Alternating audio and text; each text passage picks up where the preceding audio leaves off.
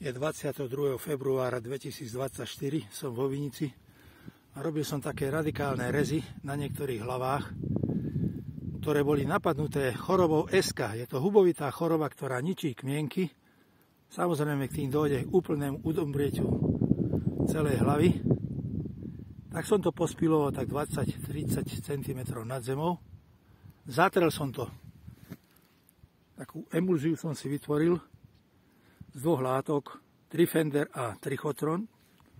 Tie som zmiešal, dostala taká hubovitá emulzia a zatieral som to štecom. Tuto vidíte pekne, jak je to zatreté.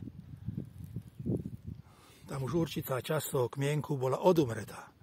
Už to nefungovalo dobre. Takže verím, že z tejto časti tu by malo niečo vyhnať na jar a s tým by som vyviedol nový prúd a založil novú hlavičku.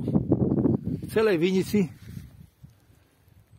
20 járovej som takto spíl 17 hlav, ktoré boli napadnuté eskou. Tu vidíte ešte detaľnejšie, že táto časť už je úplne odumretá. Len tento kraj bol zdravý, ostatné bolo už odumreté. Tá hlava vysychá znútra. Je to hubovitá choroba, veľmi nebezpečná na vinohrad. No a tuto vidíte, na jeseň som si pooznačoval ešte, keď boli listy, olistenie hlavy s červenou farbou a takto som ich povypiloval. No, už boli aj zrezané, akože, ale som to musel všetko zlikvidovať. Teraz to zoberiem dolu a sa to popili na menšie kusy a popálí sa to v sporáku alebo v kotli.